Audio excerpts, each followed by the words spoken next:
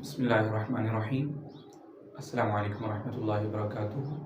رب اشرح لی صدری ویسر لی امری واحلل عقدۃ من لسانی یفقہوا قولی۔ آج الحمدللہ ہمارے تجوید کورس کے پہلے سبق کو ہم پڑھتے ہیں اور اس میں ہم 5 چیزیں سیکھیں گے انشاءاللہ۔ سب سے پہلی چیز، تجوید کا معنی کیا ہے، تجوید کسے کہتے ہیں۔ نمبر 2، تجوید کا مقصد کیا ہے، اس کی غرض و غایت کیا ہے، یہ ہمیں معلوم ہونا چاہیے کہ ہم اس کو کیوں سیکھتے ہیں۔ نمبر 3، تجوید کا شرعی حکم کیا ہے، یہ سیکھنا کتنا ضروری ہے، اس کی کیا اہمیت ہے۔ نمبر 4، آداب تلاوت۔ اور نمبر 5، تجوید کی بنیاد، یعنی تجوید کیسے وجود میں آئی، اس کو ہم کیسے سیکھ سکتے ہیں، اس میں کیا کیا چیزیں آ سکتی ہیں۔ نمبر 1، تجوید کا معنی جو ہے یہ 2 چیزیں ہیں، ایک لغوی معنی اور ایک اصطلاحی معنی۔ تجوید کا لغوی معنی وہ ہے سیکھنا، عمدہ کرنا، کسی چیز کو خوبصورت بنانا، سنوارنا، بہترین بنانا۔ اور یہاں تجوید سے مراد قرآن کریم کے ادا کو، تلفظ کو، حروف کی ادائیگی کو خوبصورت بنانا، بہتر بنانا۔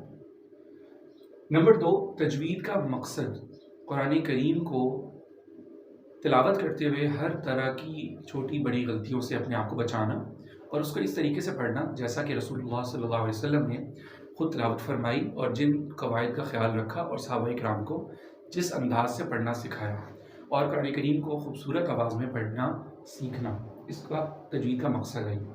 تجوید کا شرعی حکم، تجوید اصل میں 2 طرح سے ہوتی ہے، ایک علمی تجوید، ایک عملی تجوید۔ علمی تجوید کہتے ہیں تجوید کے تمام مسائل کو سیکھنا کہ اس میں کیا کیا انداز ہے، کیا کیا طریقہ ہے، کیا اس کے قواعد ہیں، کیا اس کی غلطیاں ہیں، علمی تجوید اس کو کہتے ہیں۔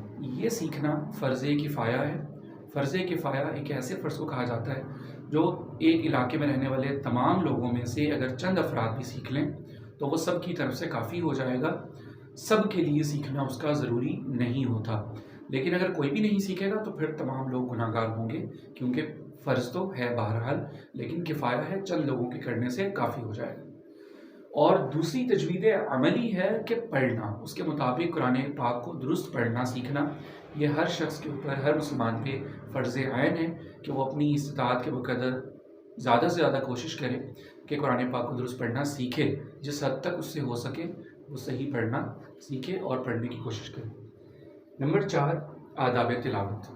قرآن کریم چونکہ اللہ تعالیٰ کا کلام ہے اور انتہائی مقدس، محترم اور مکرم کتاب ہے اللہ تعالیٰ کی، اس لیے اس کے پڑھنے کے بہت سارے آداب ہیں، جن میں سے چند آداب قرآن کریم میں خود اللہ تعالیٰ نے بیان فرمائے اور کچھ آداب نبی کریم صلی اللہ علیہ وسلم نے احادیث مبارکہ میں بیان فرمائے، اور کچھ چیزوں کا ہمیں خود بھی خیال کرنا چاہیے، جن میں سے چند آداب میں بیان کرتا ہوں کہ قرآن کریم کو باوضو چھونا، قرآن کریم کو پڑھتے وقت اپنی ظاہری پاکی صفائی کا خیال کرنا، قرآن کریم کو درمیانی آواز میں پڑھنا، بہت زیادہ چیخ و پکار کر کے نہیں پڑھنا، اور قرآن پاک پڑھتے ہوئے پوری توجہ اور دھیان سے پڑھنا، اللہ تعالیٰ کی رضا کی نیت کرنا، اور قرآن پاک پڑھتے ہوئے اس کے معنی میں غور و فکر کرنا، اس پہ عمل کرنے کی نیت کرنا، قرآن پاک کی تلاوت شروع کرتے ہوئے اعوذ باللہ بسم اللہ پڑھنا، آخر میں صدق اللہ العظیم کہنا، اور تلاوت قرآن کے بعد دعا کرنا، یہ سب چیزیں تلاوت قرآن کے آداب میں سے۔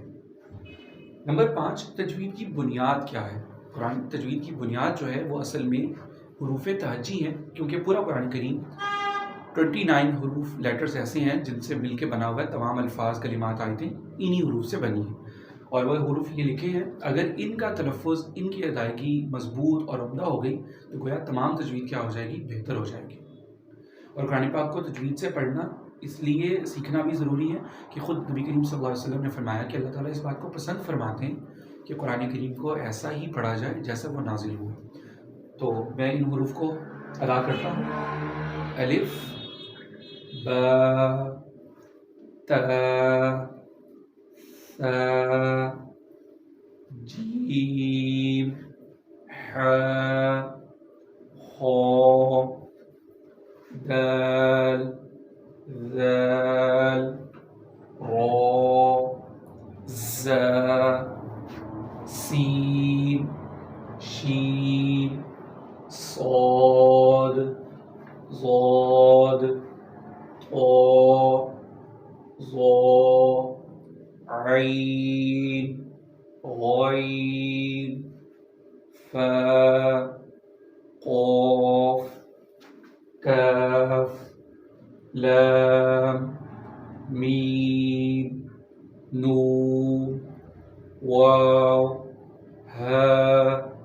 حمزہ یا ان حروف تہجی کو جن کی تعداد 29 ہے بار بار پڑھ کے اس کی مشق کی جائے.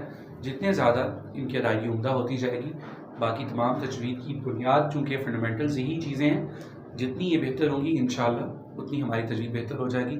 آئندہ کی کلاسز میں ہم تجوید کے قواعد اور اس کی مزید پریکٹس انشاءاللہ سیکھیں گے. آج کے لیے اتنا کافی ہے. اللہ تعالیٰ ہم سب کو قرآن کریم صحیح طرح سے سیکھ کر سمجھ کر پڑھنے کی توفیق عطا فرمائے. وآخر دعوانا الحمد للہ رب العالمین.